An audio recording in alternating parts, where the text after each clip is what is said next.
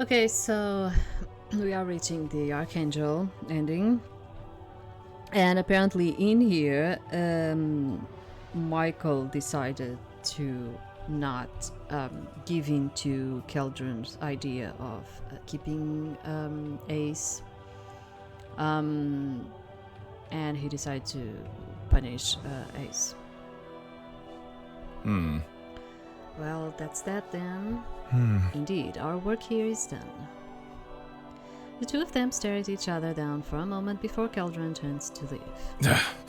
So it's back to heaven for you two then. I do hope you are satisfied, Uncle. Though perhaps it would be best that you not show your face here again for some time.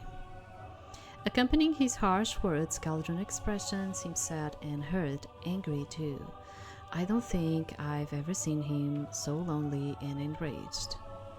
I wonder, could he and Ace have been... Oh. I take a step towards him. There we go. It's all right, Michael.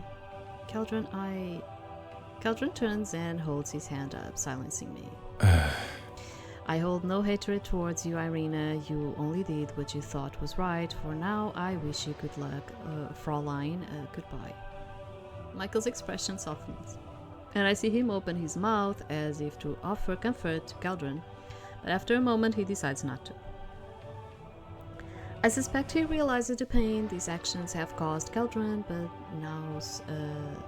knows that since he felt no choice but to enact heaven's will, his kind words would not meet a welcome reception.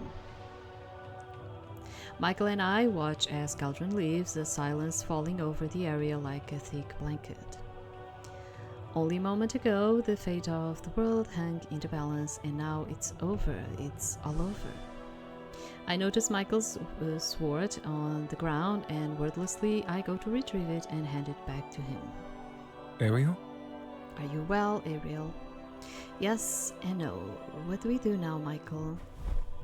He smiles softly and tucks a stray lock of hair behind my ear. Our work here is done, so we must return to heaven and report the success of our mission. There is, unfortunately, still a fair bit of paperwork to be done on this whole affair. Of course, he's thinking of paperwork. Our investigation is finally over, and there's no longer any reason for us to stay here. It hits me now that we are going to be leaving Earth. I've gotten so used to being here on Earth and just being together with Michael as equals. When we go back to heaven, will we lose that? Living among humans has changed what I think and feel, and the idea of going back to being only friends while respecting our strict ranks, I don't want that.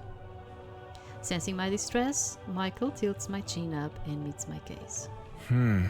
It will be all right, Ariel. Let us return and we can figure this out together. Together, I like the sound of that. Okay, let's go home, Michael. Michael's smile grows as he gives my hand a gentle squeeze. Holding me close, his magnificent wings curl around us protectively. I missed being wrapped in his wings. He holds me close, tugging me under his chin as if he's afraid something will take me away. But that's not going to happen, not if I have anything to say about it. In a flash of warm light, we return to heaven.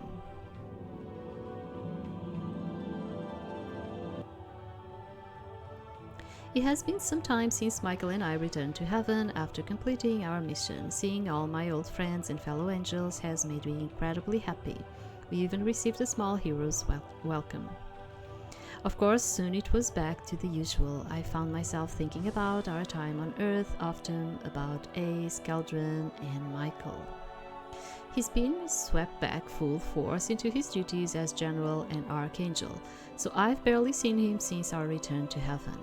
But today he's asked me to meet in private, and I'm a little nervous about seeing him. Strange that he asked me to meet him outside his office. This must be something really important, or... Oh, don't be silly, Ariel. He probably just wants to catch up. As I approach the meeting place, I spot Michael sitting on a rock overlooking a vast expanse of clouds. He turns as I get nearer and smiles at me. Ariel, Thank you for coming to see me. You're not going to send me on another mission to chase butterflies again, are you? No, not for some time, thankfully. Come, sit with me. He moves to make room on the rock, and I tentatively sit down next to him, looking out towards the horizon. The sun starts to set, and I am awed by the sheer beauty of our home. I turn to speak to Michael, but notice his expression has grown somber. I have just received word that Keldran has been spotted near Dudael. Dudael? But isn't that Azazel's prison? If Keldran was spotted there, that would mean he's fallen, hasn't he? Michael's silence speaks volumes. I reach up and gently touch his shoulder, offering my reassurance. This must be unbelievably difficult for Michael to deal with, and my heart aches for him. I'll keep Keldran in my prayers tonight. It truly is the best sentiment I can offer. Michael reaches up and grabs my hand, seeking more comfort. It is an unfortunate occurrence, yes, but we will endure, as we have done. I know Michael is masking his pain. There is no way he really feels so emotionless about his worst nightmare coming true. His strength allows him to speak without wavering, and despite the lack of pain in his voice, I can see the glassiness of his eyes and his free hand clenching. More than anything, I know him. I know he is hiding the storm inside. Ever the soldier, he doesn't want to address it right now, and I am not sure it's the right time either. I believe, given a little more time, he will once more open up about how he's truly feeling. Michael resolves to change the mood and topic of conversation. And, Ariel, there is no one I would rather face the future with than you. To my surprise, he pushes a piece of my hair back before leaning down to place a kiss on my forehead, much like how he did on Earth. You mean, you wish to... with me? Yes, from now until the end, if that is what you want as well. Oh, Michael, of course I want that, silly. That makes me incredibly happy, Ariel. I promise you, no matter what happens, I will always be there for you. I know you will, and I promise I'll be there for you as well, Michael. You are too important to me to lose. His smile grows, and soon I am wrapped in his golden wings as we both turn to watch the sunset. The future holds so many possibilities ahead of us. Before, I wasn't sure if we'll be able to stand the test of time, but sitting here with him in the light of heaven, I know now that we'll always be together. The end. A heavenly end. Okay, so let's try and do Ace. Can I skip this? Yeah, I can. Yes, sure. Okay, so let's just start skipping, you know, because we just did it 2 times.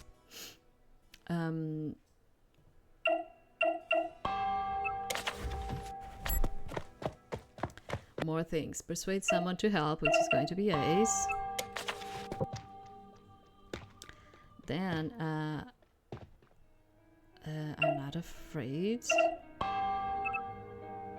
If you're saying all this to scare me, it won't work. I'm not afraid of some butterflies. Let's go with the same one. Okay, things might change in here.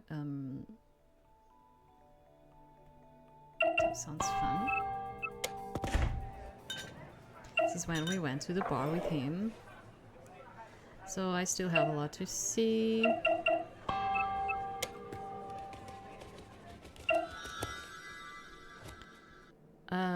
Tell the truth. We already picked this one too. And I think it's going to change on the next one because we are picking Ace to accompany us. The words leave my mouth quicker than I anticipated. Ace. Way to go. I wish my words were tangible so I could pull them back inside and give myself a little more time to think before I blurted out my answer. Maybe greater angels have such power. Between Michael and Ace, I'm not sure who looks more shocked. Both men are completely slack-jawed in awe of my response. No one was expecting that, not even me. Then why did you say it?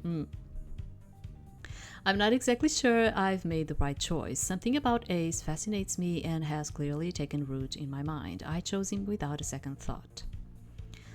Why did I do that?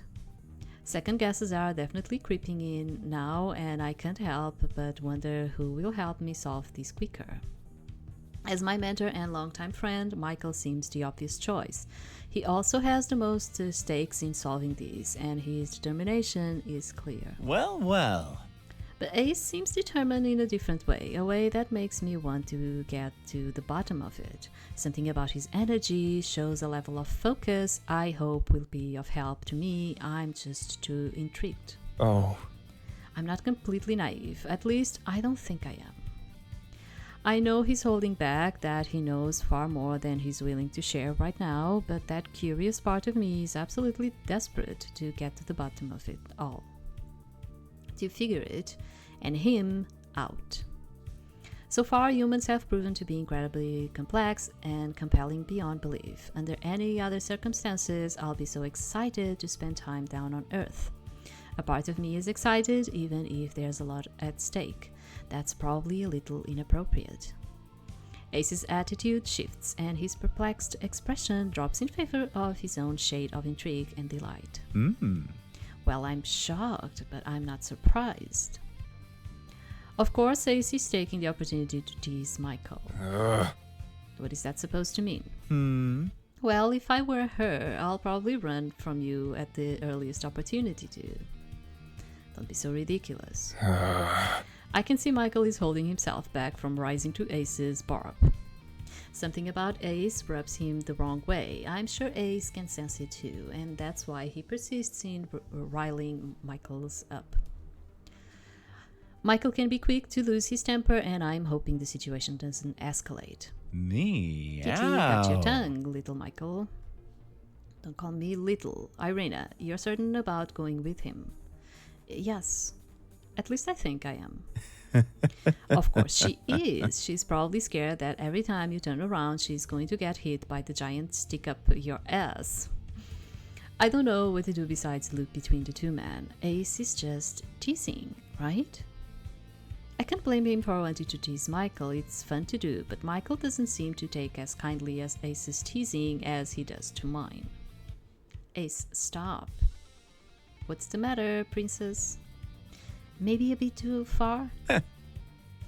Fine, I'll tone it down. Just for you, though. Of course. Well, if you're certain, Irina, I trust you will succeed in your mission. You know how important this is and where I am should you need actual assistance. I won't let you down, Michael. My word is my bond, and I value your trust in me, but I have to do it my way. That's why you sent me, right? Michael nods at me before turning his attention to Ace. If you bring any harm to her, there will be consequences. Don't test me. And why would I want to do that to such a lovely thing? Friend, has anyone told you that you worry far too much? I'm not your friend. Oh, is that your way of saying you want to be something more? I don't even know how to respond to such nonsense. You are not worthy of my time. Meow. Kitty gave you back your tongue, and then some, it seems. Meow, I think I like it more when you talk back to me, Michael. Michael sighs heavily. I'm leaving. Do not forget why we are here, Irina. I want, and Ace will help me, I'm sure. I hope my optimistic tone appeases Michael. Exactly, taking the little angel under my wing, pun absolutely intended. Ace throws an arm around my shoulder and pulls me in close. A strange feeling settles in the pit of my stomach. Farewell. I will be in touch. Goodbye, sweet boy, I'll miss you. Michael quickly leaves. I can tell he's still tense and agitated from all the tension. Ace waves over enthusiastically, even as Michael pays him no mind. I expect Ace to let go, but instead he keeps his arms casually thrown around me, and I actually find myself enjoying feeling so close to him. His body naturally radiates warmth, but there is something about his nature that warms me inside too. So, where to, princess? Just like that, I'm brought out of the moment and back to reality, the reality of the investigation. Honestly, I'm not even sure where to begin. Oh no, am I going to mess this all up? I have some ideas. I guess all I can do is try. But do you have to try right now? You haven't had much of the real human experience yet, right? Not really. It's rather confusing and overwhelming, actually. On top of all of the investigation stuff, I have no idea what I'm doing. And I'm not exactly sure why I picked you. Sorry. For my intelligence and good looks, my endless charm, or maybe you just have excellent instincts. Actually, you just seem to know a lot about humans. Michael might be my friend, but he doesn't know how to navigate the human world. If it was just the two of us, we'll probably go around in circles.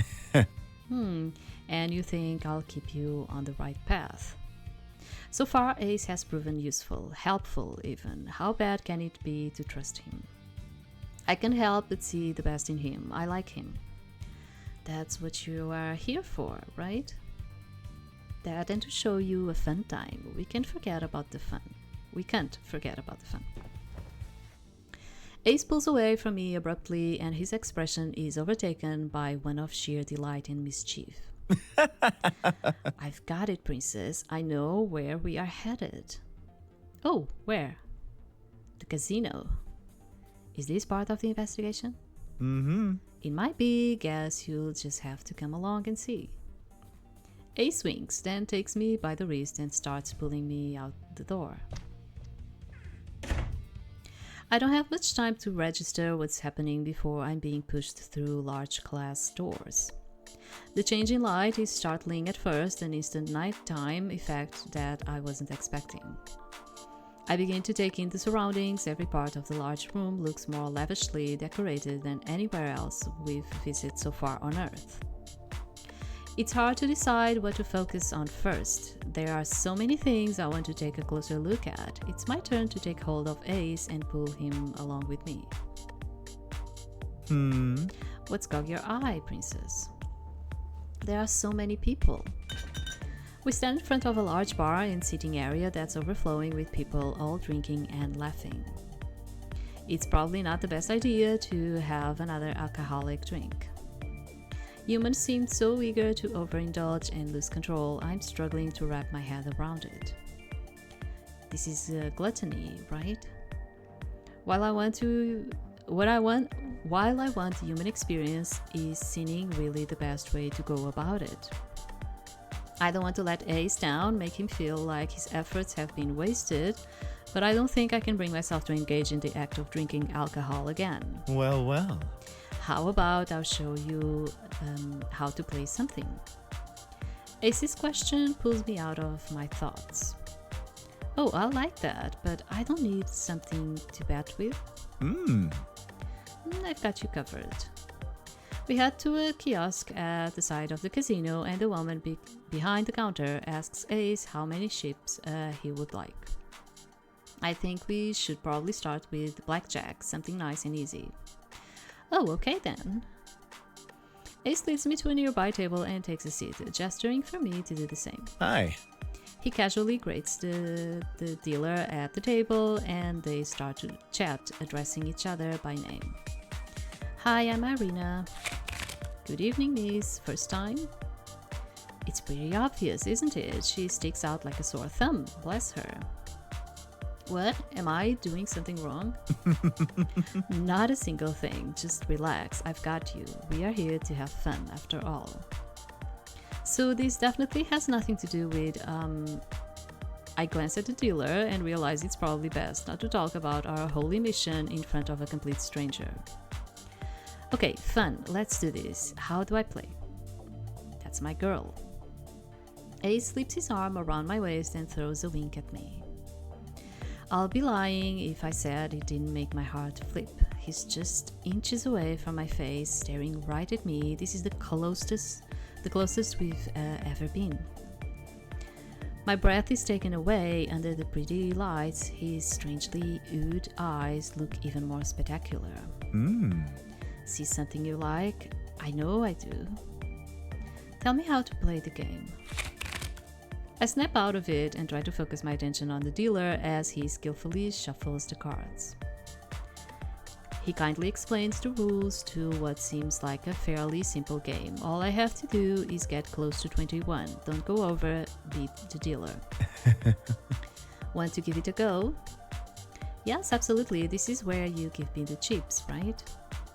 Oh, anything for you, of course. How much do you want? How much can I have? That's the spirit. Ace slides some chips over to me and I tentatively take one and offer it up to bet.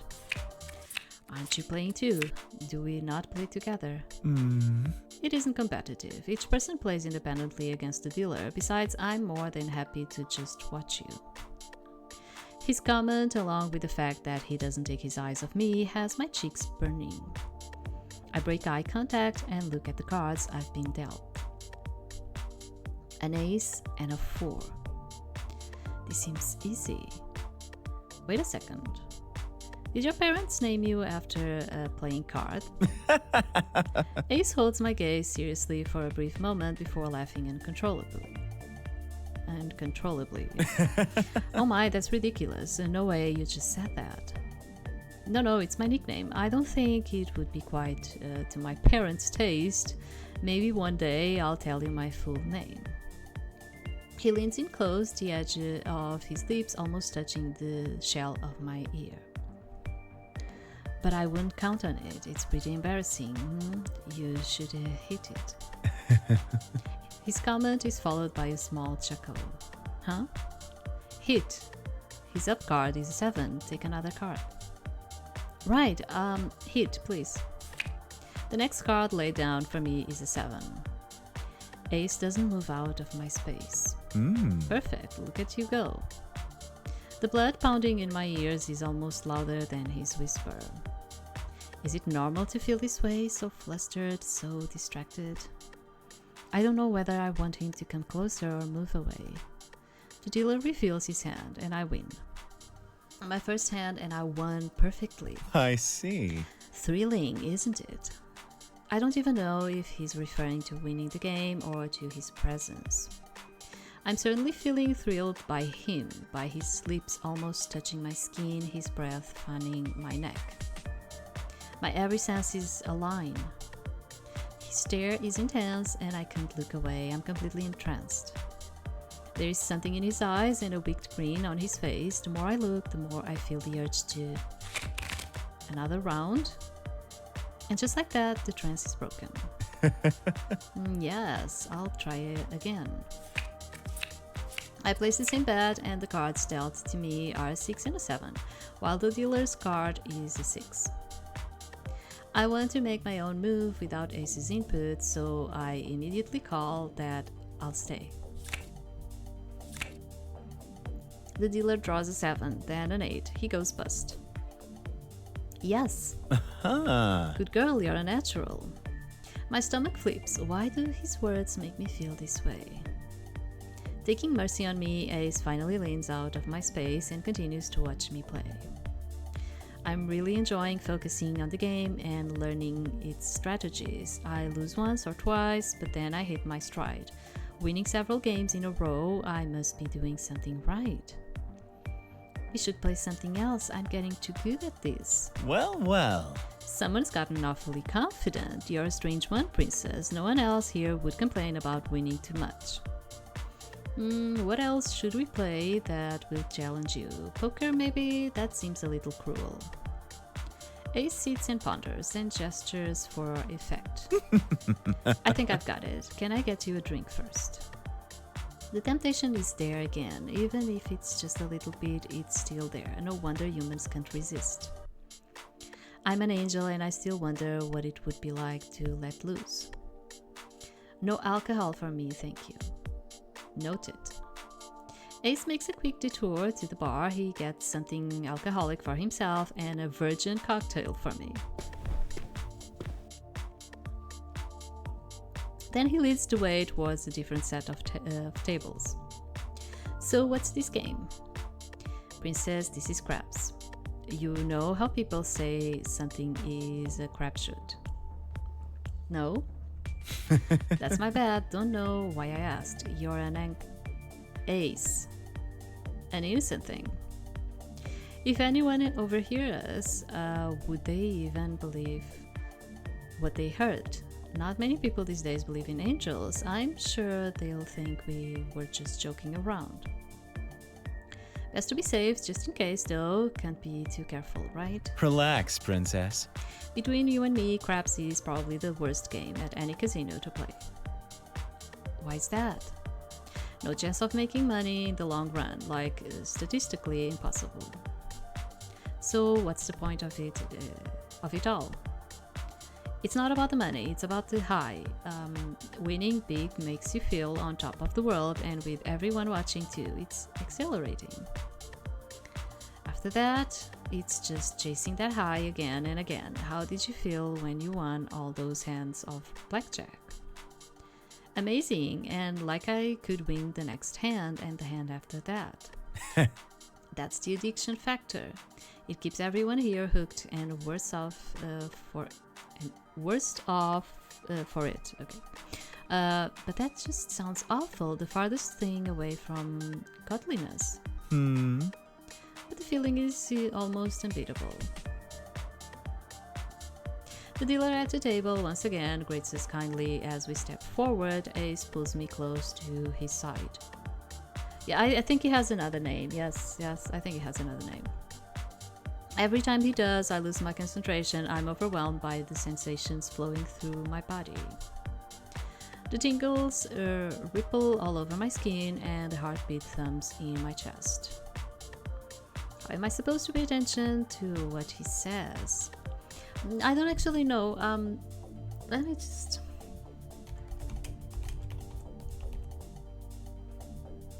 I don't know. Let me check it.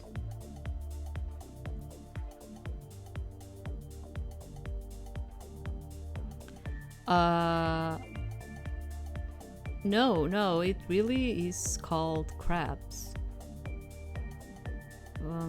Yeah, I'm not used to it either, yeah.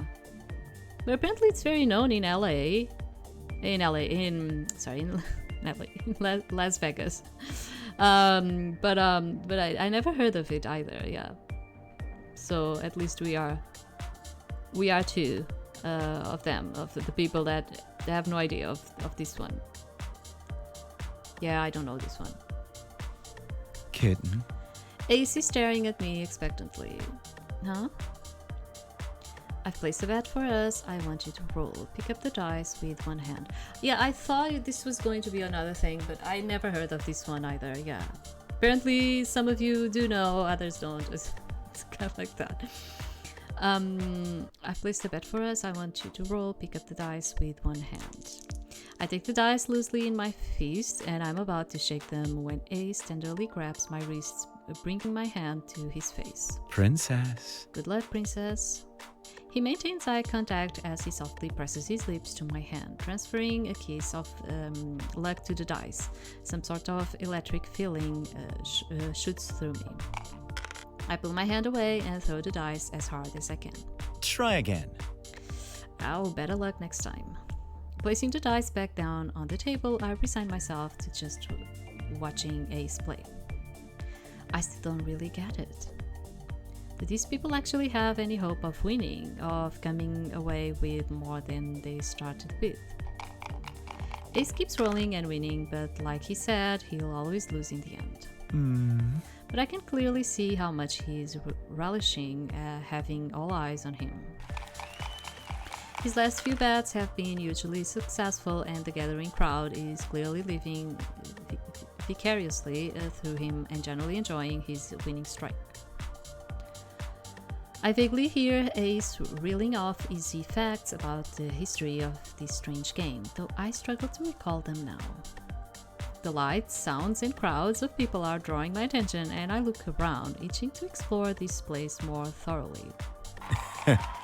Ace is crowded by women and men alike, looking for his attention. It's strange and certainly not something I'm used to. Oh, I don't go to casinos. I don't have like that thing of like going to casinos. I went like in my life, I'm being honest, in my life I probably went like twice or thrice, not more than that, honestly. Yeah, not more than that. I'm sure he wouldn't mind if I just wander off for a bit, maybe checked out the rest of the casino. If this game's outcome is inevitable, are all the others the same? No, I prefer to go, for instance, I am the type of person that I prefer to go to the arcade than actually going into a casino. I prefer that. I remember seeing lines of weird machines all flashing with lights. Making my way over to them, I wonder if the games on the machines will be easy to pick up. I'm looking at like some of the characters that you see in the machines. Look. Holy smite. What is that? Burn my again? No? Oh, I cannot read that one. I don't know. Hey there, sugar. How's your evening? A man moves into my space. He's staring at me intensely, and his words are slurred. I can only assume this is the state of being drunk Ace told me about. Hello, fine, thank you. It's my first time here, and it's pretty exciting, a little overwhelming too. Why do you need to say all of that? My nervousness is probably coming across. Why did I blurt that out? I don't really know how to play anything, so I'm just looking around. Come with me, I can show you a thing or two. Maybe he can show me more interesting things about the casino and human behavior.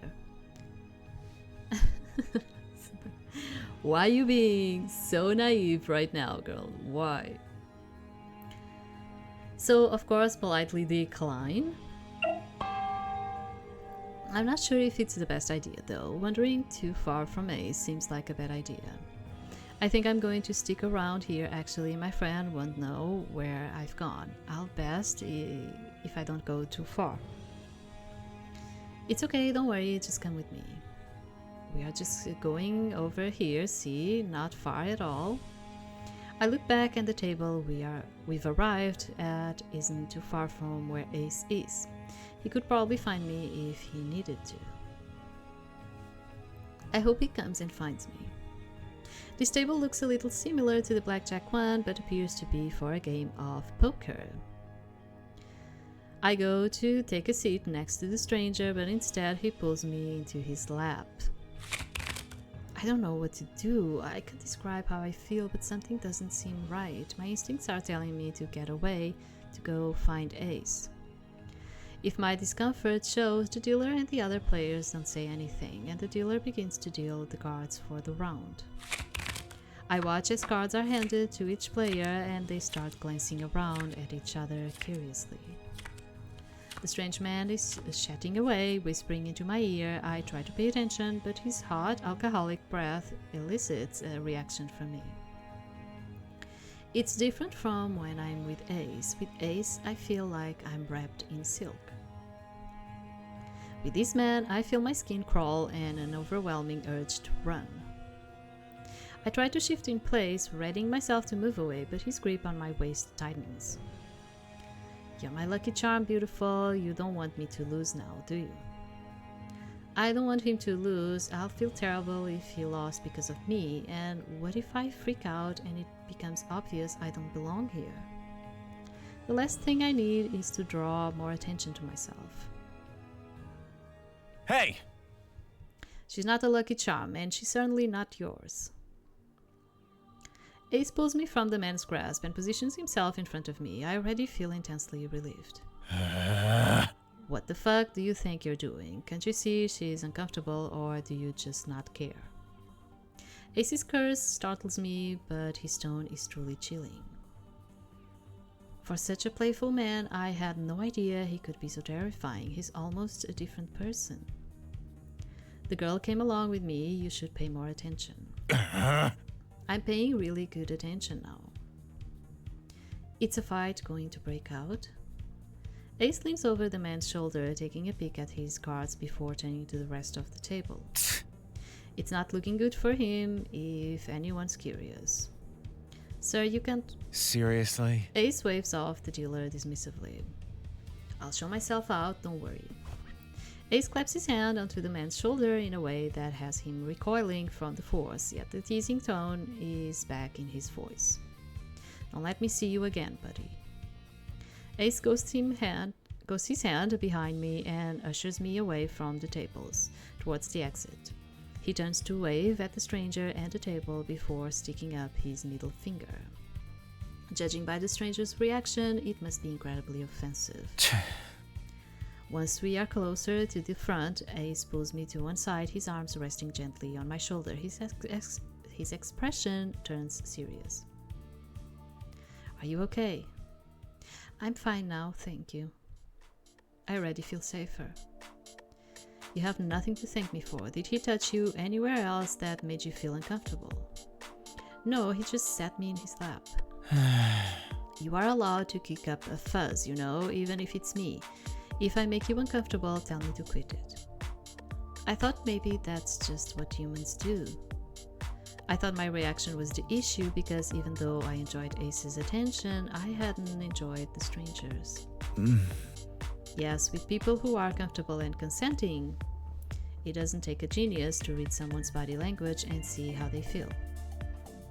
I'm sorry for wandering off or worrying you or upsetting you, or don't apologize, and this isn't about me, it's about you. Do you feel safe with me? I do. I don't know why, but I do. My connection to Ace is undeniable, and I don't know what any of it means. But I know I enjoy his company thoroughly, and there's a reason why I chose him to help me. Good. I feel a bit better now, thank you. Don't thank me. Ace sighs before breaking into his usual grin and winking at me. I have to keep you safe. I wouldn't want to incur Michael's wrath. We step back outside into the fresh air. It's extremely welcome after the stuffy and crowded atmosphere of the casino. It's dark outside too, but the sky is laced with hundreds of beautiful stars. It's a wondrous view. Hey there. Come on, I'll walk you home. Gotta make sure you are safe. My attention is still on the night sky, and part of me doesn't want to move from this spot. They are so pretty. Not as pretty as you. Do you ever stop that? I turn to Ace and narrow my eyes. He's full on compared to what I'm used to. Stop what? I told you I had endless charm. Anyway, you just got a very serious moment out of me. Be thankful. Ace moves closer into my personal space. Using one finger to tilt up my chin, he brings our faces close and our eyes lock. Besides, like I said, it doesn't take a genius to read body language. Don't tell me you don't like it, princess. I do like it. I like it far too much, and that's a problem. I realize now that he's completely distracted me from the investigation, but I'll be lying if I said I hadn't enjoyed the evening and getting to spend time with him. Apparently, this is far too obvious to Ace, who seems to read me easily. Princess? I flicker my eyes away and move back to his soft touch. You said you walked me home, right? Lead the way. It would be my honor. Ace stands firm and gives a mock salute, laughing at his own sense of humor. So... Sorry. Yeah, sometimes. Sometimes it's like this. Well, I'm a bit sick. It's also the asthma. Because it's like I get like out of breath sometimes. It's like that.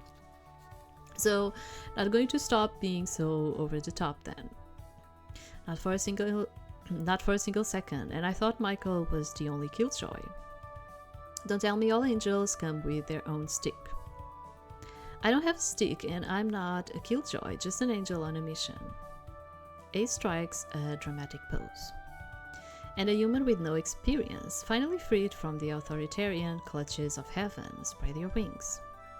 And no, I won't stop with the puns either. It's just I'm enjoying myself too much. I can't forget about the mission. It's what I'm here for.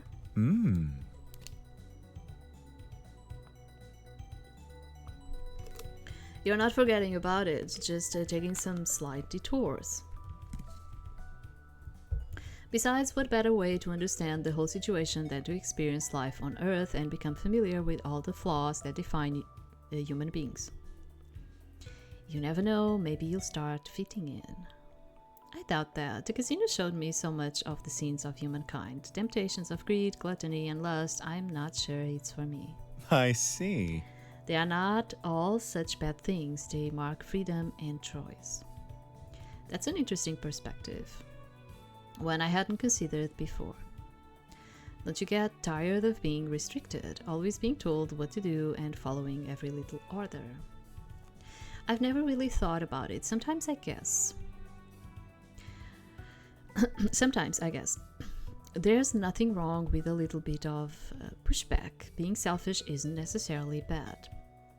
It's okay being unrestrained and doing what makes you happy. And doing what's right. I think Ace would rather I become instantly human and forget that I've lived my entire life as an angel, strictly following heaven's rules. The fun we had tonight, who did that hurt? No one. It didn't hurt anyone, right? Yeah. Then how can it be wrong? Despite his words, and even if I can see where he's coming from, I still have some doubts. But he's right. What we engaged in was something entirely focused on our own fun and pleasure, and yet there was no harm done, no one hurt by our actions. See? Your resting place awaits. Ace bows dramatically and gestures to the door of the house Keldran set up for my stay. I guess this is where we part ways for the day. I hope we can start investigating in the coming days. Thank you for welcoming me back, Ace. Oh. For a moment he takes a hold of my hand and caresses it. Of course, precious thing. His serious facade gives way to some laughter. Can't have anything happen to you when there's so much fun left to be had. And so much investigating to do, too. Mañana, princess. Is that another language? It's just tomorrow. Tomorrow in morning time. In Spanish. Huh? Everything will come with time, don't worry. Get some rest and I'll see you soon. Bathing in the streetlight, Ace presses his hands into his pockets, his expression one of contentment. Part of me wishes this wasn't the end of the night. You too, Ace. See you soon. Later. I head into the house, casting a small glance back in his direction. He's still there, smiling and watching on when I finally close the door. Now I'm alone, I finally realize how tired and drained I am. Human physiology is frustrating. I pull myself together and move to the bedroom to prepare for my night's rest, but my mind is fixated on one thing, and it's not the investigation. Behind my eyes swim hues of purple and a teasing smile.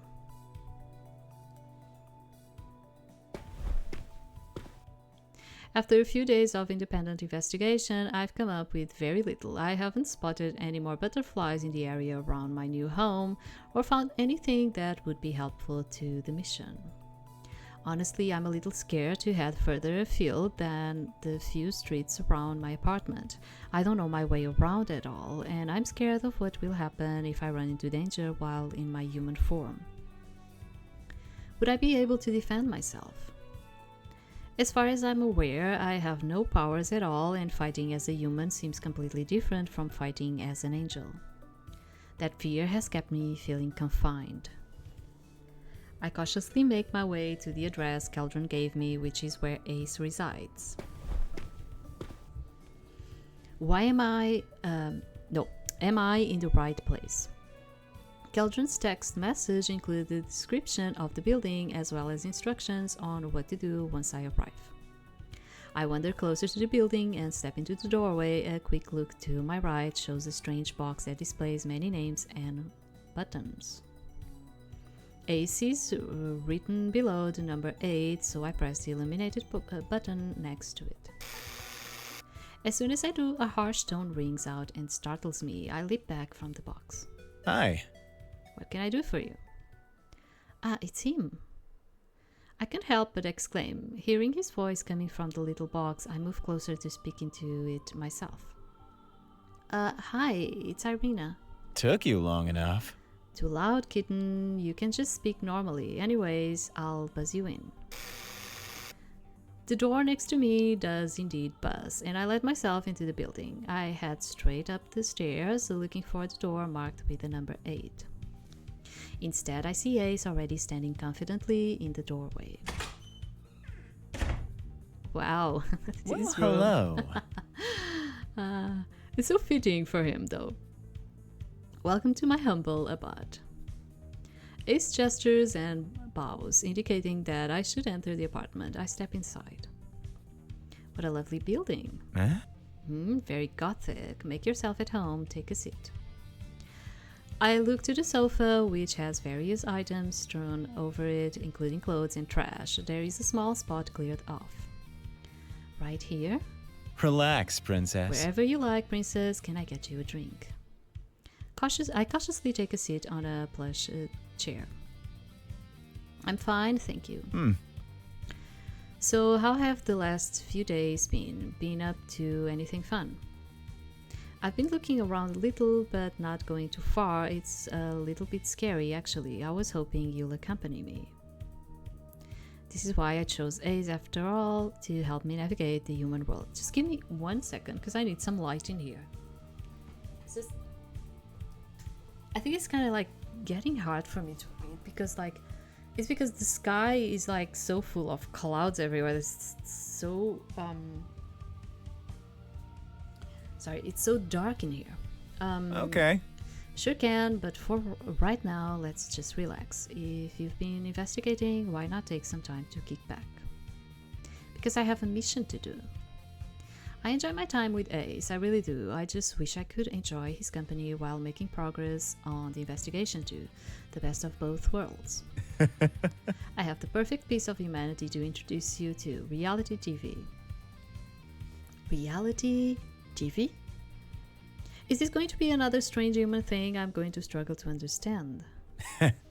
Trashy people doing trashy things for our entertainment. It's incredibly entertaining. I think you'll like it and learn a lot. About humans? Maybe it would be useful to learn more about humans, but I've been on Earth for several days now and haven't made much progress. I really can't deal with being distracted anymore.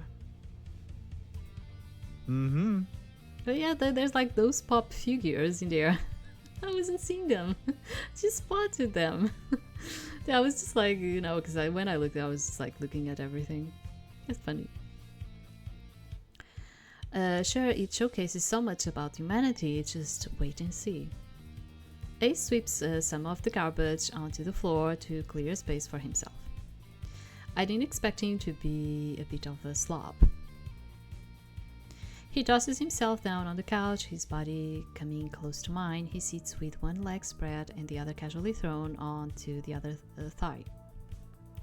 I can feel him pressed against my side, and I start to feel flustered in a way I can't explain. Ace picks up something and uses it to control the flashing screen in front of us. Perfect, one of my favorites. I think you'll enjoy this too. I doubt it.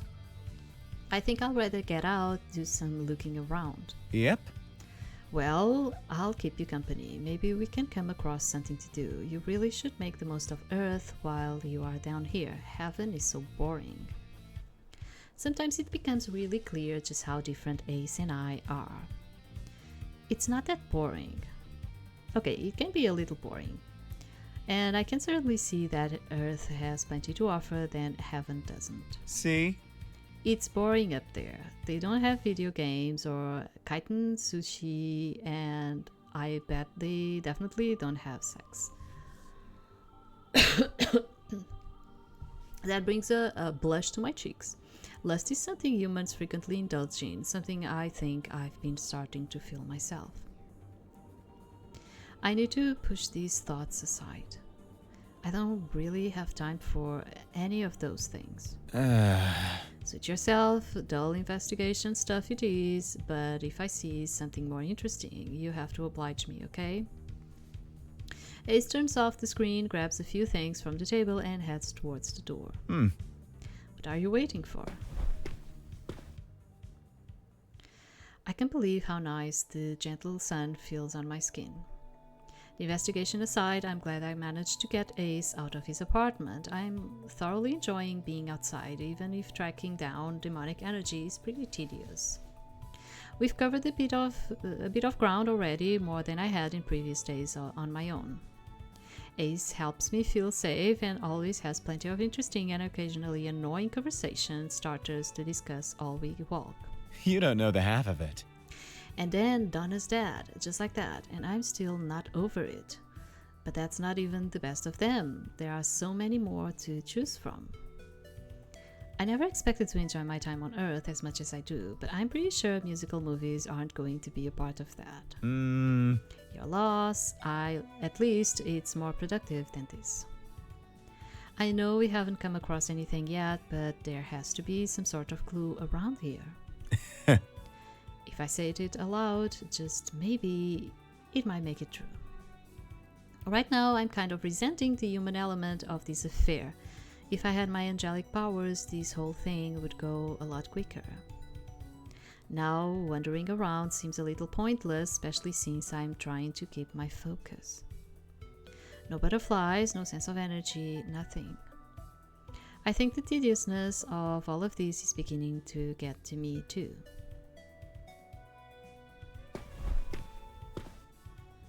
We've done this so much lately, spent our days together just looking for clues, nothing has come of it. We are walking the streets like we always do, waiting for anything to appear or something to pass the time. Oh, our favorite cart. Ace points at the ice cream stand further down the street, one we've visited many times before. Ace is already taking out his wallet and preparing to buy our usual. Rum raisin for myself and raspberry sorbet for the lady, please. I've tried many different flavors of sorbet and ice cream, but this is my favorite by far. It's so refreshing and easily maybe one of the best things about the human experience. Walking the streets can be enjoyable, if not a bit repetitive. On the same day every week, though, this cart is here and Ace and I get large portions of frozen treats. Hey. Did I ever tell you the history of sorbet? You did quite a few times. Sometimes I think you just want me to shut up. Absolutely. I'm so happy I've been able to spend this time with Ace, laughing and just enjoying being human. Sometimes the investigation isn't really at the forefront of my mind. The people on the street start to thin out as we get further away from the hustle and bustle of the center of town, finishing off our treats as we go. I'm not sure if a quieter area is necessarily a good thing for the investigation. Most of the buildings here are residential, but there's one that stands out and catches my eye. It's more ornate than the rest. It's easy to see the Christian motifs on the outside. Look, a church! I hope we can go inside. What's so exciting about the church? Aren't you used to all that God-bothering stuff? Rude, God would never be bothered by devotion to him. I have no idea how humans here worship. I have to see it. This has to be a part of learning more about humans. Come on, Ace, please. I head closer to the building, but Ace doesn't follow me. Absolutely not. If anything, it'll be even more boring than the investigation, which is already pretty dull. You said we could do something else, and this is what I want to do. I'm pretty sure there's a nice ice cream place right around the corner we could go to. Far more interesting than this great sorbet, too. We are going in. I decide to take a leaf out of Ace's playbook and turn on the charm. I hope I've observed him enough to be able to replicate it well. For me, please. Irina, I think it's working. I've done it. I take hold of Ace and tug him towards the church. The closer we get to the doors, the more he protests. Ah, come on. I didn't think he'll be this opposed. I promise you, it's going to be incredibly boring. Ow. I wouldn't drag you if you'll just come willingly. This is important to me. I keep tugging him through the open door into the church despite his protests. It's not what I expected. The place, while beautiful, is a little neglected. I don't think it's neglected. I think like we kept this idea that churches need to have like all of these things when a church doesn't need to have all of those things, you know. I think it's pretty simple and it's pretty basic and it's enough. I was expecting a glorious place of worship like I've seen in heaven with many devotees. But the church is completely empty, no one is praying or singing, and Ace and I are the only ones here. He's still complaining. Can we hurry it up? You've seen it now. Super uninteresting, right? No, there's more to see. There must be. Maybe the priest is taking confessions or there's worship happening in another room. Let's go further in. Come on.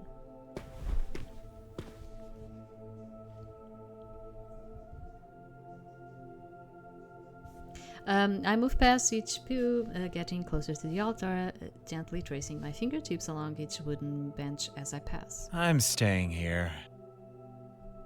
Suit yourself. There are no signs of anyone being here right now, and maybe not even recently. Upon closer inspection, a layer of dust coats almost everything. There are candles recently lit, but not much else. Why is there no one here? Where are all the worshippers? I wonder. Ace's sarcasm is obvious. Seriously, what am I missing? People just aren't that religious these days, for so many different reasons. What do you mean? God isn't important to a lot of people, and is actively disliked or not even believed to be real by some. I'm not surprised no one is here. I certainly wouldn't be here by choice. House of Hypocrisy. What was that? Nothing, kitten. Why are you so uncomfortable here? Do you dislike God too? I suppose I do. What do you mean? Heaven and God aren't all you make them out to be. It isn't all light and salvation and love. Ace's words are punctuated by the occasional growl, and I can tell if his anger is becoming too much. But it is. You can think you know better than I do. But I do, kitten. What? If anything, I'd say I was the authority on the true nature of heaven. Ace.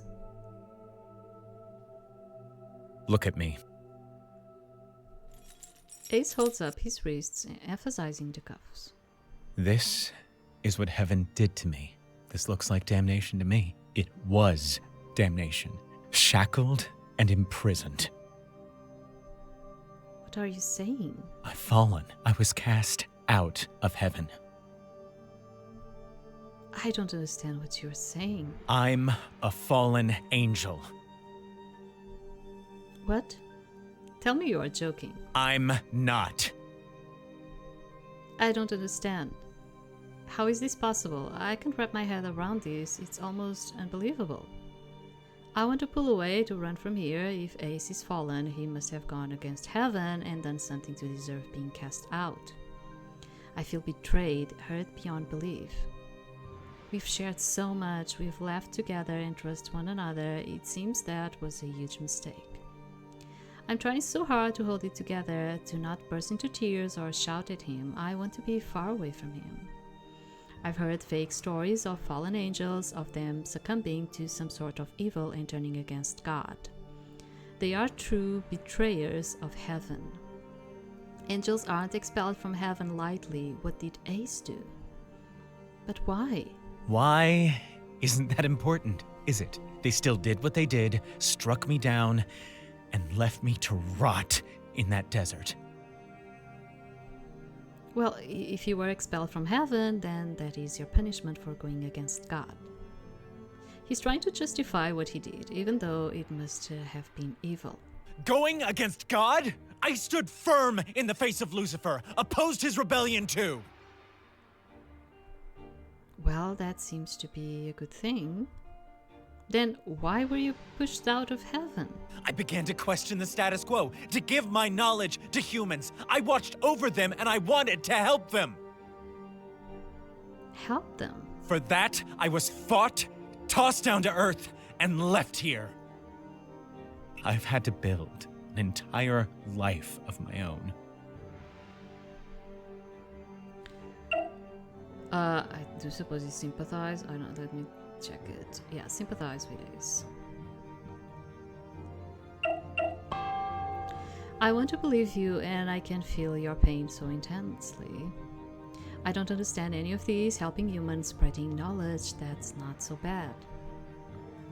You couldn't have deserved it, do they, for that? Why would they? This is what I'm trying to show you. Ace's tone maintains its angry quality, but there's also a sense of desperation and pain that grows with every sentence he utters. It's not as simple and wholesome as you think it is. I was spreading knowledge that was frowned upon by heaven, and then eternally punished for it. I didn't aid Lucifer. I didn't commit a great sin. I was chased out of heaven, and no one questioned it. No one considered why I did what I did, or what benefit it could bring.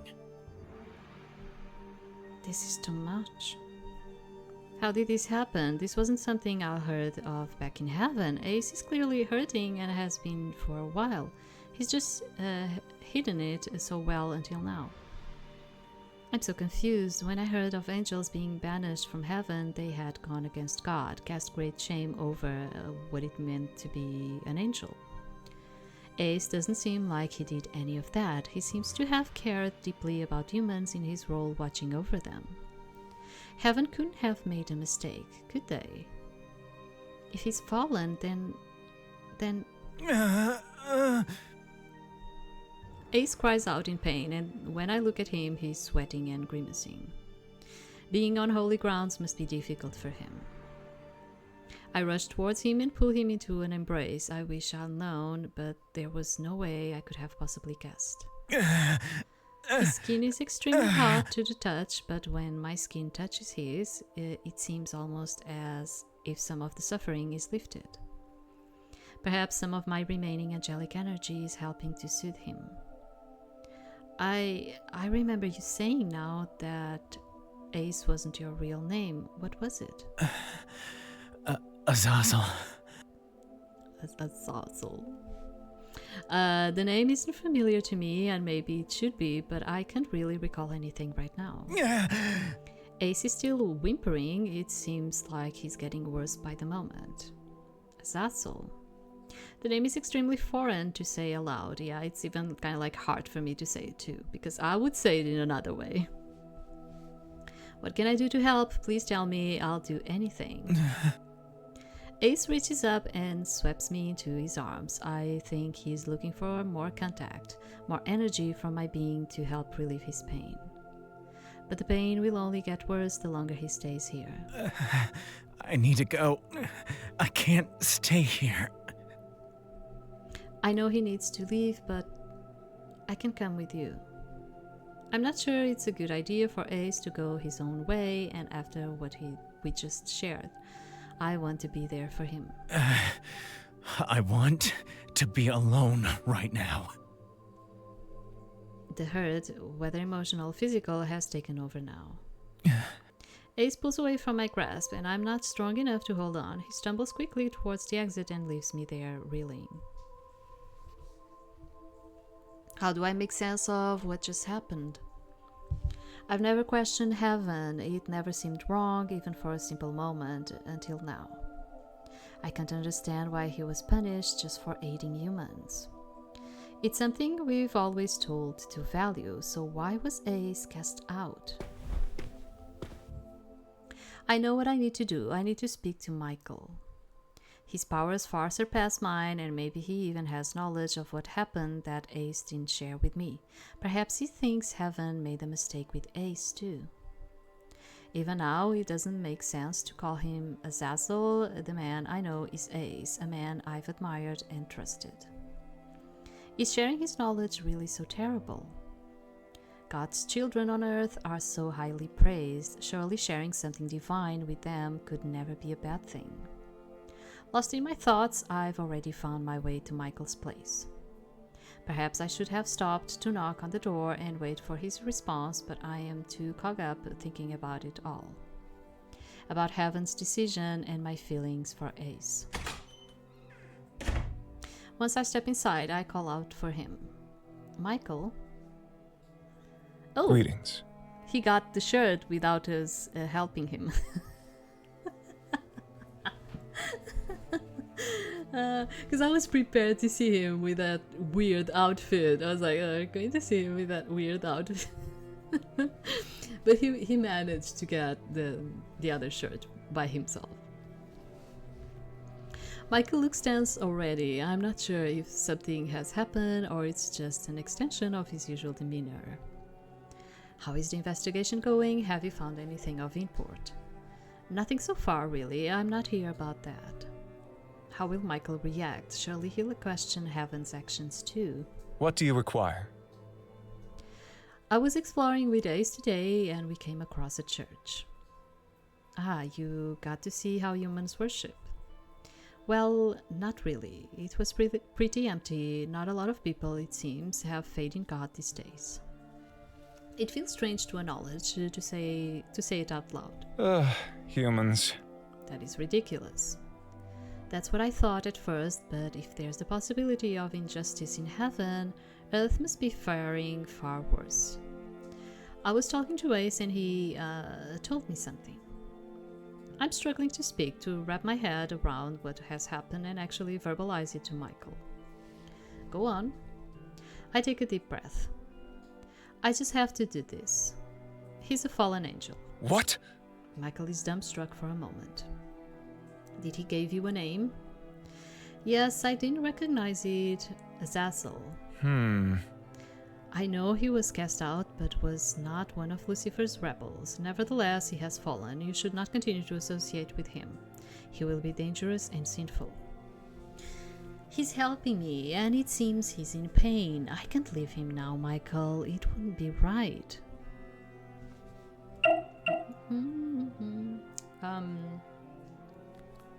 So ask Michael to remove Ace's manacles. Okay. I was wondering if you could... No. I haven't even... Absolutely not. I am not sure I even need to hear it to know. My answer is a resolute no. I want you to remove his manacles. They are painful reminders of his past, and I want to show the faith I have in him. It is not for me to undo what has been done, Irina, and the idea of you having faith in him is wholly inappropriate. I do not think you should return to him or continue to associate with him. He will be a temptation. If he's fallen, who knows how long he's been on Earth? Hasn't he suffered enough? Isn't it without us to forgive him? Incorrect. If the Father has forsaken him, it is not our place. If he has been cast out and made to suffer, he has deserved to suffer. Then we are just like he said we are. It doesn't seem fair or right. Stop this at once, Irina. No, Michael, I need to go back to see him, make sure he's okay. We must complete the mission. The investigation is a priority. You cannot stop for anything. Do not return to him. I'm already storming off before he finishes speaking. Ariel!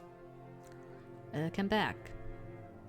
I know Michael is calling me, but right now I have no interest in what he has to say. How could he be so callous? He wasn't even prepared to hear Ace out or to learn more about the situation, just like Ace said. I need to return to Ace and see how he's doing. I just hope he'll see me. I find myself back at Ace's apartment, this time not struggling with what to do. I press the buzzer and the door opens for me within a few moments. When I reach the door, it's open again and Ace is standing inside. Hey, thank you for letting me in. Hey, gorgeous. Wouldn't leave you standing out there in the cold now. He still doesn't seem to be back to his usual self, but he's in a better mood. How are you feeling? I'm fine, only like my skin is mildly burning. Well, it seems your sense of humor wasn't affected. Right. Ace seems incredibly tired and still a little in pain. What he went through earlier must have been heavy for him, emotionally and physically. I don't think any differently of you. I feel bad, I guess, that heaven was responsible for what you've been through. We don't have to keep talking about it. I just wanted to get it out so I could live. I hate seeing you hurt like this, Ace. It is what it is, kitten. I went to Michael and told him what you told me. I'm sure he was extremely sympathetic. That makes me feel bad, like I'm part of it all. He was quite stubborn. I asked if he would remove your manacles. I'm sorry, I couldn't convince him. What? You did that for me. Ace's demeanor is so different from anything I've seen before, so tender and soft. Seeing these different sides of Ace has really straightened the way I see him. I've always liked his outward charm, but now I see it's a facade. Underneath he's a whole different man. In a sense, getting to know Ace has taught me so much more about human nature than I ever expected. I told you I hate seeing you hurting, and it's not fair for you to keep being punished like this. The pain in his eyes has lessened. A small sense of confusion has taken over. Princess. Ace tilts my head up with his hand, his finger and thumb pressed against my chin gently. Even such a small touch tingles my nerves. Kitten. I'm touched. For once, there is no sense of sarcasm in his voice, no teasing. I can feel deeply how sincere he is. When was the last time someone showed him any kindness? Does he have any softness in his life? I take a hold of his forearms. I realize how bold it is of me, but I need him to understand. I just wanted to show you that I don't think you're a bad person. Maybe there's a way for you to come back. Maybe I can remove them myself if I try. I'm hoping I can somehow summon some of my angelic power, that it will flow through me, break the manacles and the painful spell Ace is under. I start to mutter a spell under my breath. Kitten. Stop talking. Ace is holding my gaze, and there's now a small, slightly mischievous smile on his face. What? Why? Have I upset him? I understand he may not want to question Heaven's decision himself, to be an angel again, but he must want to move on in some way. Ace moves closer, softly but insistently pressing his lips into mine, taking my breath away. He holds for a few moments, stroking his thumb across the bottom of my lip. Wow. I've never felt anything like that before. At least it wasn't in your forehead like the other guy. You know, like a blessing. My cheeks are on fire, my hairs are on edge, and my heart is soaring. Wow, indeed, princess. May I keep going? Mentally, I'm practically begging for him to keep going. The brief feeling is already extremely addictive. I shouldn't be doing this as an angel, but what I feel is so overwhelming, I don't want it to stop. I can only bring myself to sigh softly. Please. Ace's hand on my chin moves, his arms wrapping around my shoulders as his lips grow more insistent and passionate. His other arm moves to embrace my waist, sending electric sensations through the rest of my body. Everything I'm feeling right now is completely overwhelming. I find my hands shooting out to grab him and pull him closer in whatever way I can. I caress his face and press my lips to his until he pulls away again. I need... I don't know what I need. Princess. I'll take care of you, princess. I've got you.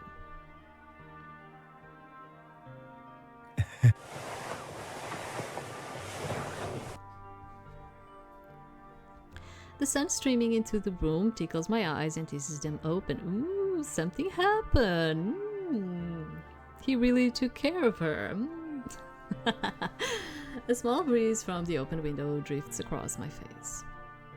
I feel so relaxed after such a deep sleep, like I could melt onto this bed forever. I don't recall ever feeling this blissful before. Being human seems to have weighed heavily, and the elation I feel now is incomparable to anything else I've experienced. I feel so much emotionally and physically. I can feel how wide my smile is, how crazy I must look right now. The sheets wrapping around me are silky smooth, the pillow caresses my head gently, and the smell of Ace is overwhelming.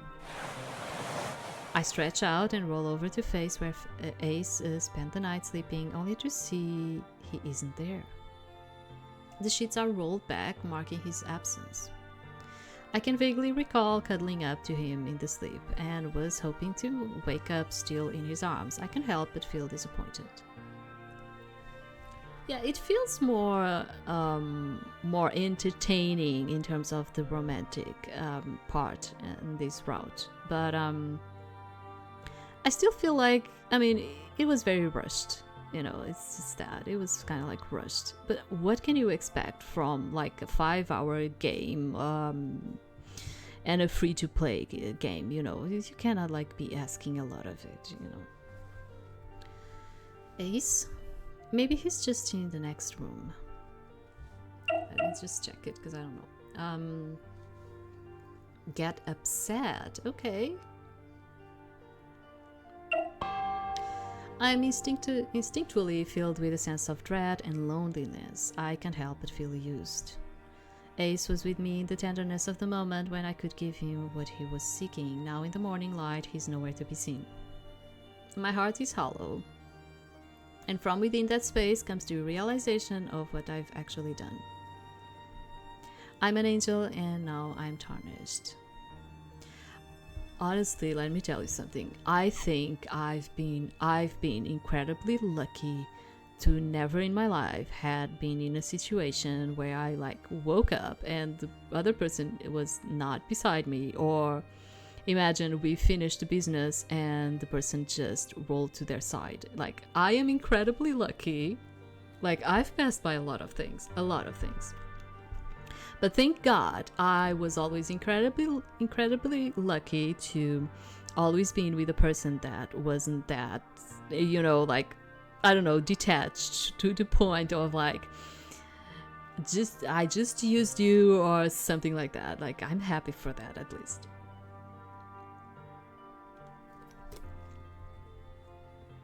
I don't want to think about what might come next, what the repercussions of my actions will be. Ace and I made love. We shared something special when we joined our bodies as one. I still feel content from the whole experience. My body is so rested, almost floating. Every touch of the sheets against my skin or the breeze against me seems to feel more and more pleasant. I never thought I would experience this, and I'm incredibly conflicted about it all. I can't stop thinking about his lips and hands on every part of my body, how tender and passionate he was with me. How he ran his fingers through my hair and whispered sweet things in my ear, the pleasure he brought to all of my senses. These feelings are intoxicating in every way, but I am brought down by a sobering thought. Is this why heaven forbids it? Do they fear we'll all fall into a godless state, pursuing pleasure? Is Michael going to be able to tell? I hope he won't think differently of me. I can't help but wonder what emotional changes he's undergone while on Earth. Ace. I call out louder this time, hoping that he may come back to bed for a little while if he's still around. Part of me needs a distraction from all the thoughts clawing their way into my mind. I crave being wrapped up in his arms again, feeling his skin against mine once more. Right now I need comfort and security, more of the tenderness he showed me last night. He doesn't respond or enter the room when I call him. Maybe he really did just step out for a moment. I guess I'm all alone in the apartment. I close my eyes again, taking deep breaths and trying to steady my thoughts as that sense of loneliness comes over me again. Intrusive thoughts too are creeping in. Why isn't he by my side? Was it all too good to be true? The intensity of human emotions swirling within me is overwhelming. Emptiness and loneliness, the craving for Ace in every way. I slip my fingers over his side of the bed where the sheets are still ruffled to his shape. His smell is everywhere around me, and I trace absent-minded patterns into the sheet like I would on his skin if he were here. If only I could concentrate hard enough and bring him back to the bed. A tickling sensation of my nose startled me from my thoughts, and as I am about to rub it away, I see a butterfly. No ordinary butterfly, a wish butterfly. It nuzzles near, determined to stay close to me even as I sit up from my position, almost as if it wants my attention. Is this for me? Is this my wish? It appeared exactly as I thought about Ace being with me. It keeps behaving in such a peculiar way, like it's here for me. The butterfly takes off, fluttering towards the window. It perches for a moment, and I find myself rushing to the latch to inspect it closely. Once I reach the window, though, it flutters down into the street and lands on the sidewalk. I have to go after it. Finally, something that might actually lead to this whole mystery being unraveled. I better hurry up before it flies off and I can't trace it down. I swap my nightgown for my clothes from the night before, hoping I don't look too disheveled. About to rush out of the door, my mind is focused so much on that butterfly. Oops, what if Ace does come back and I'm gone? I wouldn't want him to feel the way I did, with such worry. I should leave him a note. He knows how important the investigation is. Maybe he'll even be a bit mad that he's missing when things have finally gotten interesting. Knowing him, it's exactly the kind of thing he would jokingly complain about. Yeah, like in some places you say interesting. But I always learned as interesting. Which, I don't know, I think it's more the UK way they say it. I don't know, like, you always have like these things with your language. Despite him not being here now, I still feel connected to him, as if he's still by my side. I cling to that feeling. The butterfly is still waiting for me when I reach the street again, settled and flapping its wings gently. The way it behaves is so magical. If I couldn't tell from its pattern that it's one of the wish butterflies, I'd like to think its behavior would be too obvious to miss. It's almost as if it's thinking. It takes off again, flying up and around my body in a spiral before taking off down the street. It keeps a slow and steady pace, allowing me to follow it with ease. It's so beautiful, and knowing this clue will likely bring me closer to solving the mystery excites me. I can only hope this is the breakthrough I'm looking for.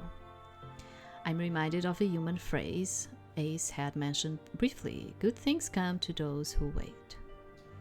When I was least expecting it, this wish butterfly came to me. This could be it. As I follow the butterfly's gentle pace, my mind drifts back to Ace. I'm beginning to wonder where he truly is. Why would he just up and leave like that? And why is it that a lead only shows up now of all times? Usually Ace would help me think all this through. I'll just have to catch him up to speed when I see him again. The butterfly leads me to the large park in the center of town. And this is the moment where you understand that you have been misled all of this time, girl. Yeah. Light has begun to fall and the garden was dyed in beautiful orange ooze. Just as I'm just wondering if it's simply going to enjoy the abundant flowers like a regular butterfly would, it cuts through the foliage with a purpose towards the other end of the park. Where is it taking me? I have to push some branches aside to really follow the butterfly into another area, but this path and clearing looks familiar. It isn't too far from where I first landed on Earth, from where I first met Ace. Even though he's facing away from me, I'll recognize him anywhere, even looking as he does now. Horns, a tail, and that unmistakable dangerous aura. Wait, he couldn't be... This must be some sort of misunderstanding. I feel like I can barely stand. My head is swimming, so many emotions are swirling inside: confusion, betrayal, fear. This can't be happening. There's no way he's a demon, not just a fallen angel, but a full-on demonic being. It doesn't make any sense. Or maybe it does. There are so many questions I had simply brushed aside. Too busy getting wrapped up in my time on Earth. I'm shocked I didn't question any of it sooner. Little pieces begin to fit together in my mind.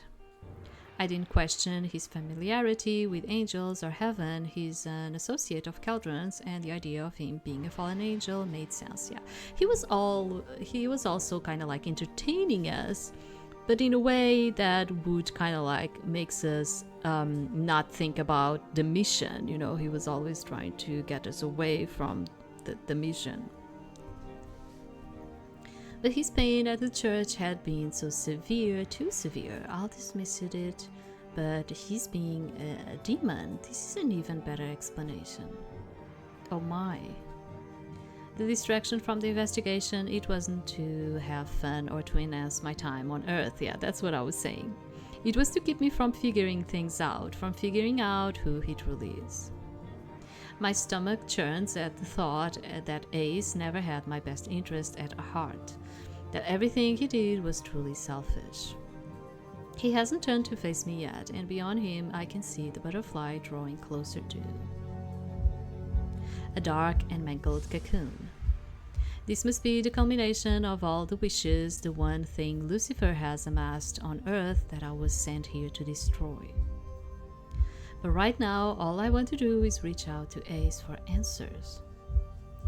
I still call him Ace, his charming human nickname, but his true name of Azazel seems more fitting now. Azazel, a fallen angel turned demon. How did this come to be?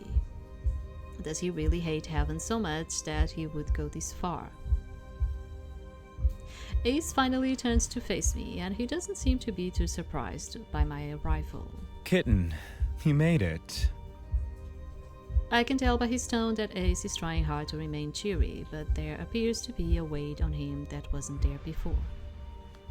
As our eyes meet, all of those conflicting feelings rise up inside me once more. I'll started to hate him, to fear him, but now I see his face. My resolve is weakened. Ace. I'm sorry it came to this. What have you done? I did what I had to make it right for me. My heart begins to crack. This entire time he'll been working against me. What you told me in the church, was any of it even true? I don't know why I'm asking. How can I even trust anything he says? But now that his secret is out, he'll at least give me the truth. All of it. I wasn't one of Lucifer's rebels, but I did spread forbidden knowledge about many different things. Well, there has to be more to it. I guess my instincts were right. What kind of knowledge? The kind that would lead me to become who I am now. The first incubus. He's a demon charged by sexual energy, and he'll pull me into it too. So I think I need to empathize. Let me just check it. Yes. The knowledge of what? Of seduction? Sex? Amongst other things, yes. Bodily pleasure for humans. I didn't think it was the worst thing in the world. Certainly, I didn't think it was worth getting cast out of heaven for. After what we did, I'm definitely more sympathetic to his point of view. If I were to stand in judgment, I guess I'll be an hypocrite, like he said. I experienced these forbidden things and it didn't feel like such a bad thing. I can't criticize too much since we also Had sex? Yes. Despite what we shared and whether it went against heaven's rule, I still feel devoted to heaven. I still want to do what is right. The traditional view would be that I'm now tainted by sin. But what others would see as tainting me, I think, has taught me. Taught me so much about humanity and the difference between the reality of earth and what we perceive it to be from heaven. It would be wrong of me to say it was such a bad thing. At the time, it didn't felt so bad. Truly, it didn't. Anyway, that's not what's important, Ace. You don't need to do this. There must be another way. Not everything about heaven is so awful. If I can be sympathetic, I'm sure others will be too. I'm doing what needs to be done. What I'm contracted to do. Heaven needs to learn a lesson. For its mistakes, its hypocrisy. For what they put me through in Dudial.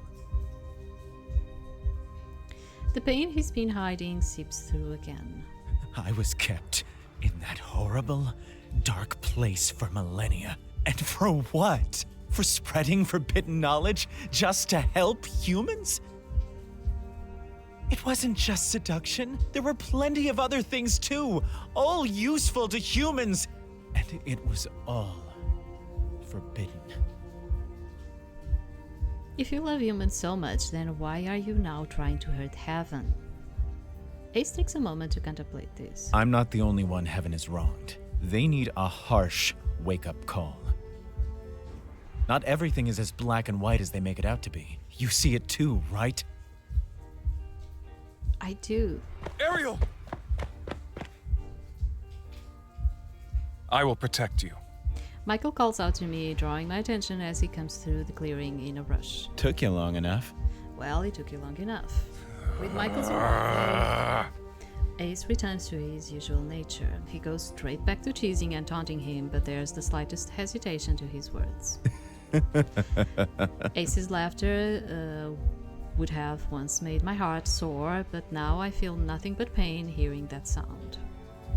I can't help but wonder too if Michael thinks I'm complicit in all of this, if he can sense my sin and will jump to a conclusion that I am somehow involved. Michael looks between me and Ace, assessing us both and clearly seeing Ace's true demonic form. You are the one responsible for all of these, Azazel. See?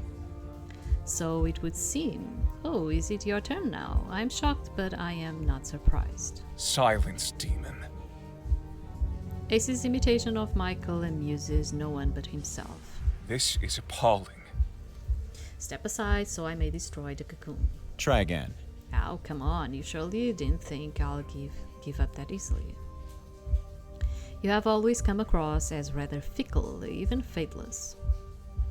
I'm heartbroken. I can't believe I trusted him. He was so vulnerable with me and we shared so much.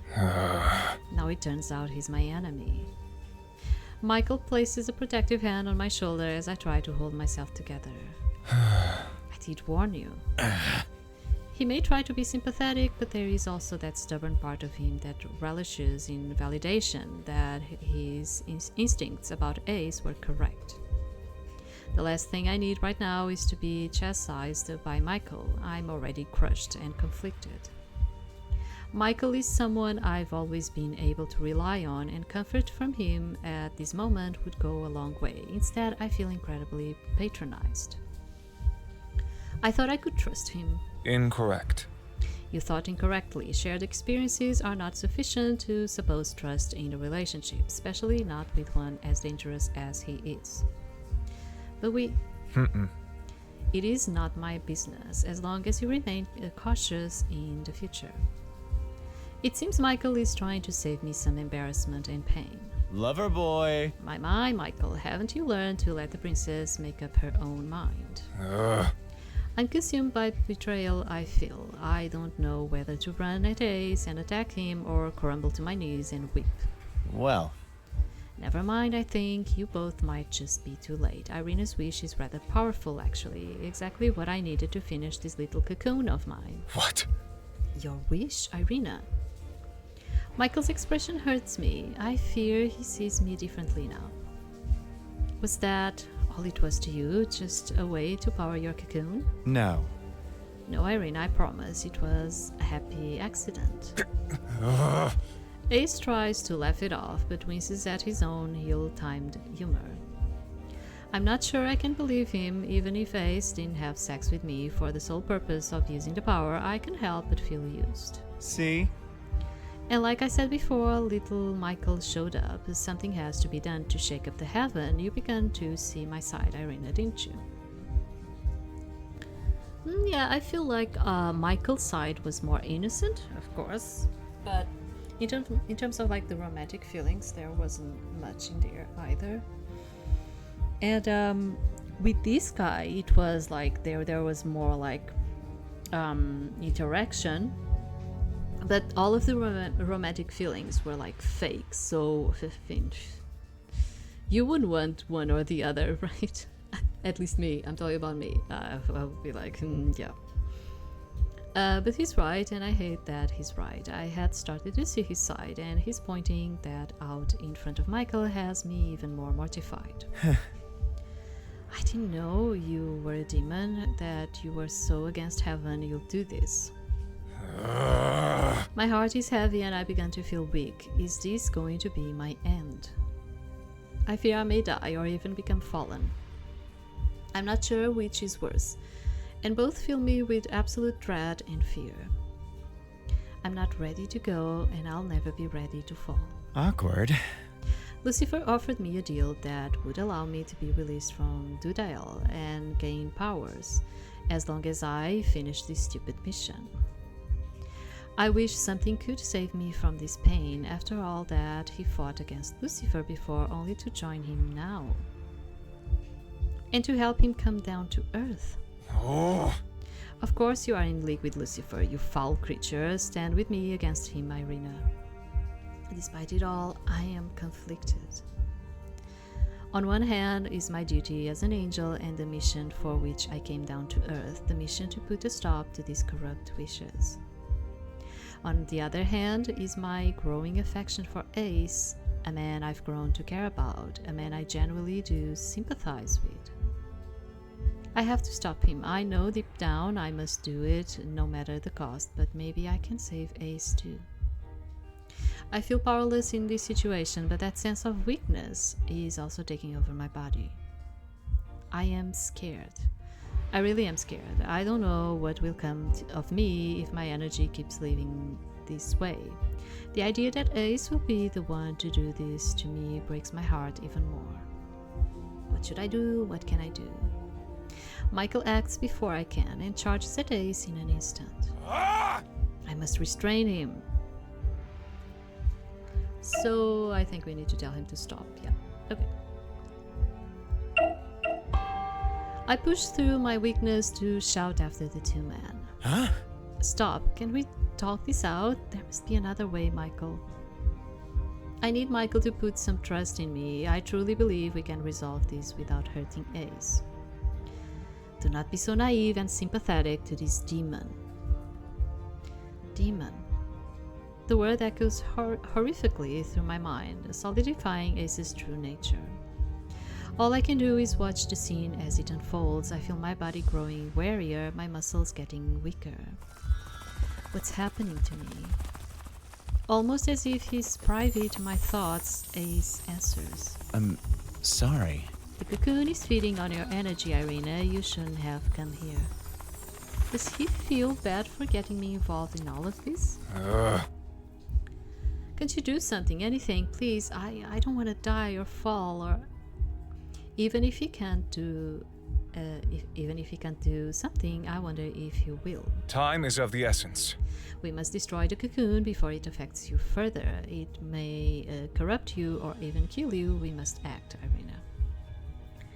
I know we need to do something. I'm trying to remain strong and brave. I'm an angel. I can do this. But I'm scared. What if we can't get rid of the cocoon? Will I become a demon? Will I die? Will we have to defeat Ace? Why am I so susceptible? It's not coming susceptible to the demonic energy of the cocoon when Michael seems completely unaffected. It must be because of what I shared with Ace. That moment of vulnerability could lead to my demise. I won't let it. Our time together has to have meant something. I can barely stand anymore and I feel my body growing wearier. Whatever I do, it needs to be quick. Ariel. This has to be done, Irina. Michael rushes to strike Ace with his holy sword drawn, intent on hurting him. It seems he's already chosen what is to happen. I use what strength I have left to put myself in between them. I can't let Michael kill Ace. It just doesn't feel right. Michael, don't. I give Michael my most pleading look. I hope he can understand even slightly what I've come to feel for Ace. That this is enough to stop him even for a moment, and for Ace to see there's a possibility to reconsider. Michael holds my gaze, and I can tell his sword arm is wavering. He eventually lowers it and allows me to speak with Ace. Ace, please, you don't have to do this. When I plead with him, his demeanor softens and his determination falters. The time we spent together has meant so much to me. You've always been so kind, making sure I had the best time on Earth, the best time with you. I know all this humanity is new to me, but I feel so much. You must feel it too. Ace sighs as a conflicting sequence of expression briefly flickers across his face. I do, but I've been through so much. I have to do this. Quite literally. Contracted and everything. He tries to lighten the mood with a joke, but I am not feeling the same way. I'm sure we can find another way to make it right for you together. Think about the consequences. Truly think about them.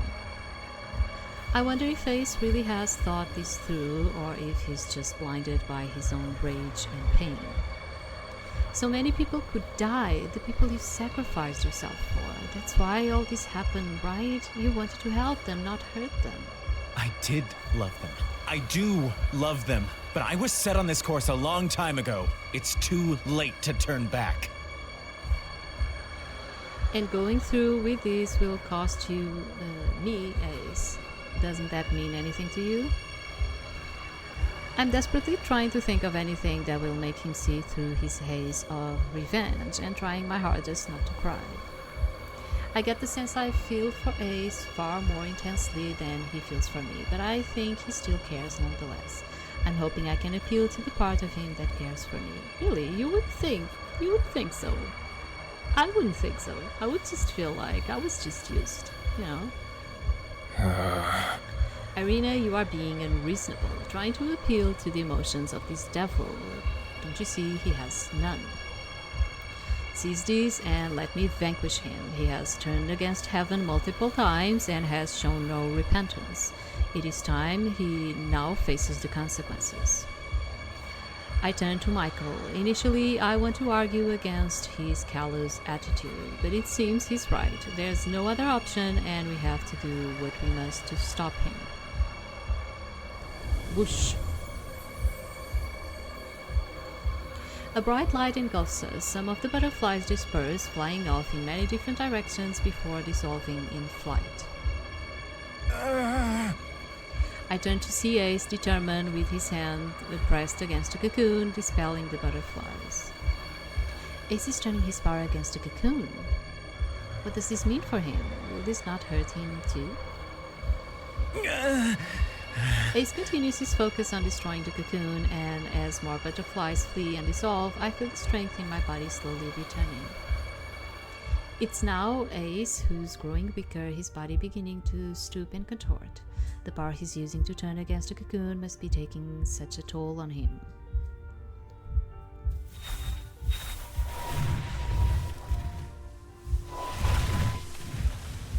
Ace, I can't believe it. All of the power Ace has amassed is dispersing, and he's doing it willingly. In the final moments, as the last butterflies disappear, Ace collapses to the floor. Hey, are you feeling better? Ace's voice is strained and ragged. At this moment, he looks so weak and faded, but despite it all, his concern is for me. I am. Are you okay? Will you be okay? I rush to his side, kneeling next to him and attempting to soothe him. In destroying the cocoon, I went against my pact with Lucifer. The tricky bastard tied my powers to the contract. Ace coughs, then winces in pain. I'll be fine. I truly hope that's the case. Right now he looks so worn out, and there's nothing I can do to help. It's over. You destroyed it for... Don't say it. I was going to say for me, because that's what he did. When faced with the death or corruption, he chose to save me. Regardless, like you said, it's over now. Is he too proud to accept he did the noble thing? Be a doll and help me up. I'm glad he seems to be in good spirits despite the weakened state he's in. I help pull Ace up until he can stand, though he seems a bit unstable on his feet. Thank you. Don't mention it, Princess. Seriously. I can't help but feel overwhelmed by Ace's actions. He stopped his plan for me because my life was at risk. Who knows how long he had been working on the cocoon's wishes, amassing power to hurt heaven. He ended all of that to save me. I pushed myself into his arms, clutching onto him tightly. I wouldn't have been at risk in the first place if it wasn't for him, but that wasn't personal. Saving me, destroying the cocoon, that was personal. That should be the end of it. For you two, that is. I knew it. I knew there was another way, but what about you? I wonder if Lucifer's agents will come to punish Ace for breaking the pact. The thought of Lucifer coming after Ace frightens me. Step away from him, Irina. Michael moves closer, prying me away from Ace and trying to get in between the two of us. Why? There's nothing to fear. He's an agent of Lucifer. I told you to stay away. Michael still didn't feel any sympathy for Ace, even though in the end he's proven himself to do the right thing. When it truly mattered, he chose heaven. He chose me. He's not an agent of Lucifer. I plead with Michael. It seems clear to me Ace didn't join Lucifer willingly, but instead took whatever chance he could to free himself from Dudel and the suffering he went through there. He just wanted his freedom, no matter the cost, but how he sees the light, we must forgive him. Isn't it our duty? Regardless of what Michael thinks, I see the best in Ace. I see the man who helped me get comfortable on Earth, who protected me when I needed it. We spent weeks making me happy and teaching all he had to offer. The man who sacrificed his power and broke a contract with the devil for me. I won't let heaven turn their backs on him again. A slow clap interrupts our moment. This is quite the scene. Keldran's tone is sarcastic as he comes to a stop at the edge of the clearing. Mystery solved? I try to joke. What will Keldran's reaction be to all of this? So it would seem. I am delighted to see a resolution, regardless of what that is. I suppose I should have suspected this outcome. That beautiful mind of yours couldn't figure it out yourself, Cal. What a shame. Ace throws a wink towards Keldran. Perhaps more of a shame you didn't disappear with those horrid little, I don't know how to say this. Schmusterling, I don't know, this is probably like kind of like a German word, and I don't know how to say it. Keldran then turns to me. Yeah, because I know all of the languages. Yeah, thank you. No, I don't. I don't. And Deutsch is not one of the languages that I know. I don't know. Keldran then turns to me. Little angel. I expect you and Michael will be returning to heaven. Now your business on Earth is complete. I hadn't thought about what would happen once the investigation was actually solved. I also never thought I'll enjoy my time as a human so much. Despite all its complexities and peculiarities, I think it has changed me forever. I guess our time here is over. The thought fills me with sadness. There is no further reason for us to remain, and heaven will need to hear about our progress. I cast a glance at Ace, who is avoiding my gaze. He just broke his contract with Lucifer and now has to face the consequences of it. It feels like there's a reason to stay here, and it's him. I go over to Ace and take his hand in mine. Michael, I'm going to stay. Oh. I can tell from their expressions that no one was expecting me to come out with that, but I've made up my mind.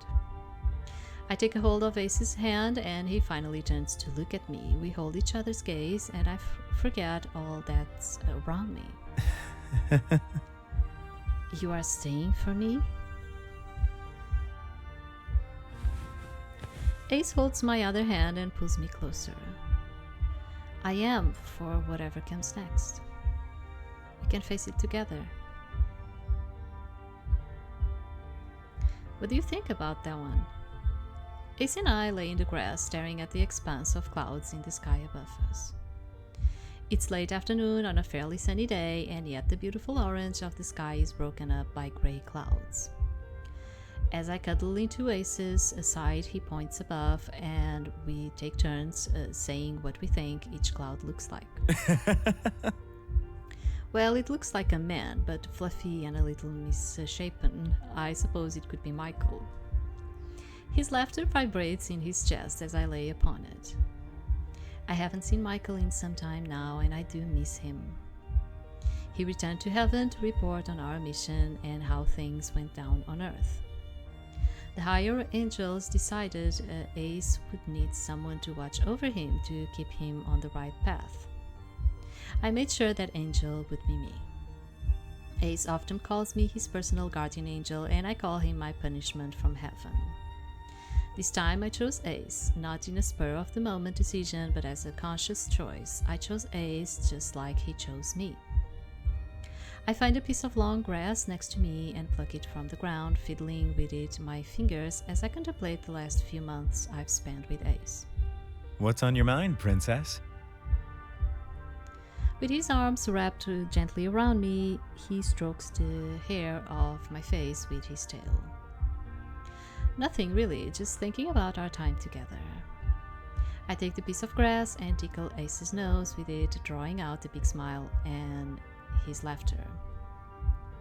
Ace's eyes glint with mischief. You know I've fallen. I interrupt him with a laugh. I know what's coming. Oh my god, Ace, if this is another joke, I swear. Let me finish, please. I sigh, allowing it. He continues to stroke my hair as his expression and voice become completely sincere. I've fallen in love with you. You know that, right?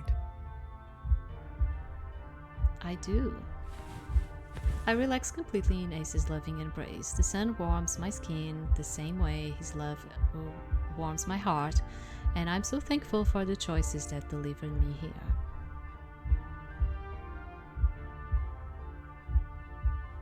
Okay, the end.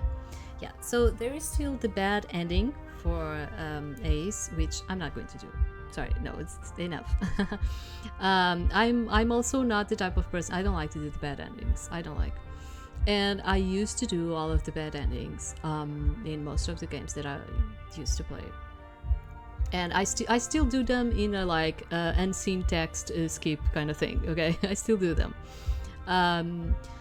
But like in terms of like doing them, in terms of like seeing the bad endings, I usually don't do anymore. And why is that?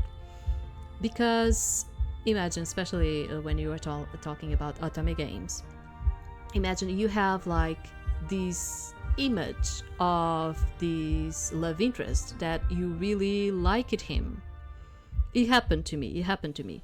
Like, along his route, everything worked fine. He was such a kind and a cute dude and all of it. And then I go into a bad ending and suddenly he just, I don't know, kills me. Something like that. And I'm like, what is going, like, did he had this like double side to him that I never knew about, you know? So, and I don't know, it's like, imagine, oh, but I really like this guy, and then suddenly you have like a bad ending like that, and you're like, what the heck, dude? I don't want this, you know? Now, like, now I have a total different idea of this person, you know? So I stopped doing the bad endings, like, unless you have some bad endings that are really cool. Okay, you do have, but I kind of like stopped doing them because of that. Okay, so what do I have to say about this? I mean, it's a free-to-play game, so I mean, it's fine. Although it actually has a DLC that you can actually pay to play it, which is with Keldran. And let me tell you, like, the game for me wasn't that great to grab me in a way that I feel like I really loved it and I want to do Keldran too, and no, it wasn't. I think like it felt rushed, which is kind of what you expect for a short game like this. I mean, Ace really liked her, or it was just like at the end suddenly, oh, were you worried about me? And suddenly he is, and he loves her like out of like thin air. I also kind of felt that with Michael too, which was like, he never seemed to really care about her, and suddenly he's like, oh, but you know, I've always loved you, let's go to heaven or stay on earth. And you know, it felt like that for me. Like, there was no real great build-up in terms of the relationship in here for me to feel like I really enjoyed playing the game. But the good things about the game is that, one thing, because this is like from 2022, it was good to actually see, let me just tell you this, because this is also something that I've been feeling. It was good to see that I was reading a text that was not AI generated. You have like no idea how lately I've been like reading most of the texts that we have, the scripts that we have in here, and I kind of feel that there is like this AI touch to them. Like there is this AI touch to them. And as I was like reading this one, I was kind of like feeling, yeah, this is like completely devoid of like that freaking AI kind of thing, because you can feel it. Like I've been messing with AI quite a lot, to be telling you that you kind of start noticing when you have like AI in there. You kind of start noticing. So in terms of like the script, without doubt, it was good to be reading something that was not AI generated. It wasn't. Visuals were always was another thing that I felt that it was cool too in terms of visuals. They even moved their lips. You had some partial voice in there, which we always would love to have like full voice acting, but this is like a free title. Characters could have been a little bit more explored in their personalities, without doubt. Relationships needed to be more explored too. But as I said, you know, short title, free to play. And if you want to play a bit more, or if you are interested in the DLC, as usual, I'm going to leave the link in the description below for you to play the game and, you know, see more to it if you would like, even like do the bad ending, for instance, of Ace. So that's it for me for today. I wanted to continue, but I cannot because my voice is just, I'm really feeling it. Tomorrow, I think I'm going to bring, remember when we did that thriller one that I told you? I think I have another one that is kind of like a thriller or something that I want to bring you. I think I'm going to bring it tomorrow, okay? That one that I told you about. Another thing is, I don't know if I'm going to continue to be able to be streaming every day. In fact, because my schedule is going to be a lot more busy as per what I received from my boss in terms of news. So I think I'm only going to be able to stream for like twice a week, to be honest, okay? But I am not, let me tell you, until I have a definitive answer in terms of that, I am not going to tell you that it's going to be like that, okay? So, because, you know, I'm adapting and all of it, and for what I was told, I think my schedule is going to be a bit more busy from here on. But I still don't know, so until then, I will be here every day.